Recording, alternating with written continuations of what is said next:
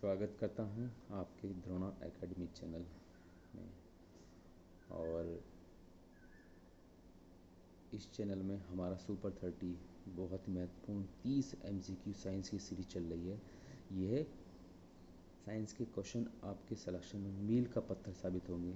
इसी उम्मीद के साथ में आपसे गुजारिश करता हूं कि आप मेरे चैनल को सब्सक्राइब कीजिए और बेल आइकन दबाकर नोटिफिकेशन प्राप्त करने के लिए बेल आइकन जरूर दबाइए। धन्यवाद दोस्तों। आपका ज़्यादा समय नहीं लेते हुए मैं सीधे क्वेश्चंस पर आ जाता हूँ। तो क्वेश्चन हमारे इस प्रकार हैं। सबसे पहला क्वेश्चन है, निम्नलिखित में से कौन सी गैस अक्रिय नहीं है? हीलियम, न्यून, रेडॉन या हाइड्रोजन? आप अच्छी तरह से जानते हैं इसका ऑप्शन नंबर डी, हाइड्रोजन अक्रिय गैस नहीं है। हाइड्रोजन अक्रिय गैस होती है। नशे के अध्ययन को क्या कहा जाता है? जिसमें हम नशे का अध्ययन करते हैं उसको क्या कहा जाता है? तो इसका आंसर है कैलीग्राफी, जियोग्राफी, जियोलॉजी या कार्टोग्राफी। तो इसको क्या कहते हैं? कार्टोग्राफी। 1 किलोमीटर का कितना 0.1 सेंटीमीटर होता है? 0.1 सेंटीमीटर होता है। तो हम क्या करेंगे भाई दोस्तों, 1000 में 1000 का भाग दे देंगे।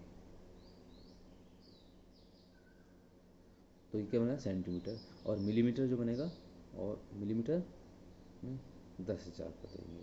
तो आपका आंसर आ जाएगा कितना? कितनी जीरो हो जाएंगी? 1 2 3 4 5, 5 जीरो में आपको जाएगा, 5 अंक का लगेगा। 1 2 3 4 5 भी हो जाएगा आपके इसका आंसर। निम्नलिखित में से कौन सी एक वेक्टर मात्रा है? वेक्टर इकाई पूछ रहा है हमसे।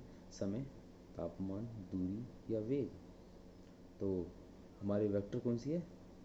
वेग हमारा वेक्टर इकाई है। अगला क्वेश्चन देखिए, 5वां क्वेश्चन, बहुत ही महत्वपूर्ण क्वेश्चन है ये जी। निम्नलिखित में से कौन सी धातु पारद मिश्रण का गठन करती है जब इसे किसी धातु के साथ मिश्रित किया जाता है? इसे किसी धातु के साथ मिश्रित किया जाता है। तो 5वें का डी आपका आंसर है, पारा जी। विश्व एड्स दिवस हर साल कब मनाया जाता है? 1 दिसंबर, 1 जनवरी, 14 फरवरी या 8 मार्च को? तो कब मनाया जाता है? 1 दिसंबर को। आयोडीन की कमी के कारण कौन सा रोग होता है? आयोडीन कमी से रतौंधी, गंडमाला, रूसी या सुखंडी? आप जानते हैं आयोडीन कमी से कौन सा रोग होता है? गाइटर रोग जी। दबाव की एसआई मात्रक क्या होता है या इकाई क्या है? तो दाब की जो एसआई मात्रक है आपका सी, न्यूटन प्रति वर्ग मीटर। न्यूटन प्रति वर्ग मीटर। हमारे वातावरण में कितने प्रतिशत नाइट्रोजन होती है? तो हमारे वातावरण में कितने प्रतिशत नाइट्रोजन? 78%, 72%, 22%, 21%, 28%। तो 78% होती है। चाकू किसका उदाहरण होता है? लीवर का, वेडेज का, इंक्लाइड प्लेन का या पुली का? तो किसका होता है? लीवर का होता है। किसका उदाहरण है? लीवर का। नहीं दोस्तों, सॉरी, ये वेडेज का है। ये वेडेज का होता है जी। 11वां क्वेश्चन देखिए, निम्नलिखित में से रीढ़ की हड्डी वाला वर्टिब्रेट जीव कौन सा होता है? रीढ़ की हड्डी वाला वर्टिब्रेट जो जीव होता है वो आपका कीवी, स्पॉन्जिस, स्टार फिश और थ्रेड वर्म। देखिए रीढ़ की हड्डी में जो होती है और कैसा होता है? वर्टिएट पक्षी भी है, साथ में पानी में जो रहता है। तो एकमात्र क्या है? वो कीवी है। तो वर्टिब्रेट किसे कहते हैं? जो पक्षी है लेकिन पानी में रहता हो। विश्व में सबसे तेज जमीनी जानवर है। सबसे तेज जमीनी जानवर कौन सा है विश्व में? कुत्ता, चीता, बाघ या घोड़ा?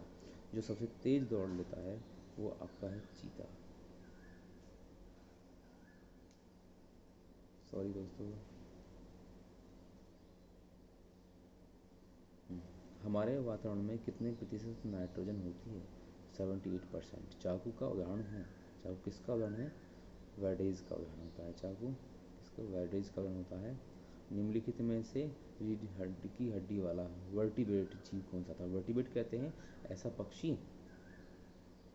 ऐसा पक्षी जो पानी में रहता हो लेकिन है पक्षी तो कौन सा है? कीवी है। विश्व में सबसे तेज जमीनी जानवर कौन सा है? चीता है। क्विक सिल्वर किसे कहा जाता है? क्विक सिल्वर जो बहुत तेजी से, क्विक सिल्वर किसे कहता है? बी। मरकरी को क्विक सिल्वर कहा जाता है। मोबाइल फ़ोन का आविष्कार किसने किया था? आप अच्छी तरह जानते हैं सब लोगों को। मोबाइल फ़ोन का आविष्कार जोसेफ विल्सन ने, एडविन लैंडर ने, मार्टिन कूपर ने या जॉन लाइड राइट ने? तो किसने किया था? इसका है मार्टिन कूपर ने। मोटोरोला जो फ़ोन था उसका जो आविष्कार मोटोरोला कंपनी इसी की थी और इसने इसका आविष्कार किया था मोबाइल फ़ोन का। गर्म शीशे को धीमे धीमे ठंडा करने की प्रक्रिया को क्या कहते हैं? गर्म शीशे को धीमे धीमे ठंडा करने की प्रक्रिया को क्या कहते हैं? एनीलिंग, होमीफाइंडिंग, कंडेंसन या डिकीटेंशन? तो क्या कहा जाता है? इसका आंसर है ए, एनीलिंग। बाई फोकल लेंस का आविष्कार किसने किया था? बाई फोकल लेंस का आविष्कार किसने किया था? अगला क्वेश्चन है 16वां। बाई फोकल लेंस का आविष्कार किसने किया था? तो Thomas Alva Edison, Benjamin Franklin, इक्विलिनजिस्टा या एस.के. न्यूटन ने किया था? तो किसने किया था? बेंजामिन फ्रैंकलिन ने बाईफोकल लेंस का आविष्कार किया था। अगला 17वां क्वेश्चन देखिए। बहुत ही इंपॉर्टेंट क्वेश्चन चल रहे हैं भैया रेलवे के लिए, या ये आप कह सकते हैं वनडे एग्ज़ाम्स आपके कोई भी हो उनके लिए बहुत ही इंपॉर्टेंट साइंस के क्वेश्चन सीरीज चल रही है। आपसे गुजारिश है आप इस नोटिफिकेशन को दबाइए, नोटिफिकेशन के लिए बेल आइकन को दबाइए, सब्सक्राइब कीजिए और आपके अपने चैनल को बढ़ाइए। मैग्नीशियम मिल्क का प्रयोग किस प्रकार किया जाता है? किसके लिए? गुट्टी, लैक्सलिक के लिए, दर्दनाक के लिए, श्रमिक या शरीर के लिए या एंटीबायोटिक के लिए? तो मैग्नीशियम के लिए क्या किया जाता है? शामक औषधि के लिए। जो आपको खट्टी डकारें आती हैं या आपका पेट होता है तो वो क्या होता है? मैग्नीशियम मिल्क कहलाता है। जलन होती है पेट में तब आपको ये सब चीज़ दी जाती है। 18वां क्वेश्चन देखिए। जब दो तरल पदार्थ एक दूसरे में घुलते नहीं और सॉल्यूशन नहीं बनाते हैं तो उसे क्या कहते हैं? तो उसे क्या कहते हैं? सी। इसका आंसर हो गया सी, अमिश्रणीय। 19वां क्वेश्चन देखिए। उस प्रक्रिया का क्या नाम है जिसमें गैस सीधे ही ठोस वस्तु या सॉलिड में परिवर्तित हो जाती है? तो उस प्रक्रिया का क्या नाम है? B, deposition. निम्नलिखित में से विटामिन ए का अच्छा स्रोत क्या है? पत्ता गोभी, गाजर, आलू या स्ट्रॉबेरी? तो निम्नलिखित में से विटामिन ए का अच्छा स्रोत क्या है? तो इसका अच्छा स्रोत होता है पत्ता गोभी, गाजर। तो विटामिन ए सबसे ज़्यादा किसमें होता है? आलू में होता है। हमारे शरीर में नमक की मात्रा कितनी होती है? तो हमारे शरीर में जो हम नमक खाते हैं उसकी मात्रा कितनी होनी चाहिए? ये आवश्यक है क्या? 0.15%। 0.15%। एवीओ खून ग्रुप प्रणाली का आविष्कार किसे माना जाता है? तो सब किसने एवीओ खून प्रणाली का आविष्कार किसने खोज किया था? कार्ल कोलर ने, मॉरिस हेलेमन ने, कार्ल लैंडस्टर ने या एडवर्ड जेनर ने? तो 22वें का आंसर है कार्ल लैंडस्टीनर ने। आगे देखिए 23वां क्वेश्चन।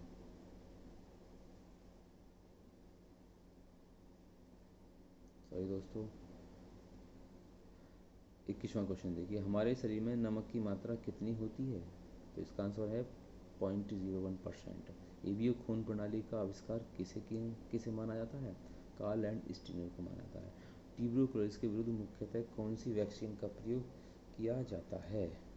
जो ट्यूबरकुलोसिस के लिए होती है वो वैक्सीन कौन सी है भैया? तो इसका आंसर हो गया क्या? आपका BCG का टीका लगता है।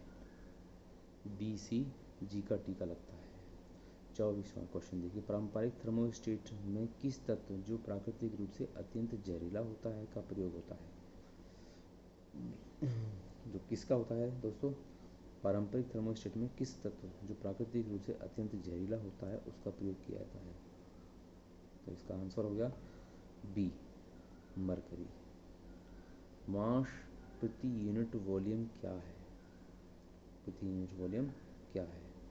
बल, कार्य, घनत्व या दबाव? क्या होता है इसका आंसर? घनत्व इसका आंसर होता है। रेडियो सक्रियता, अगला क्वेश्चन देखिए दोस्तों।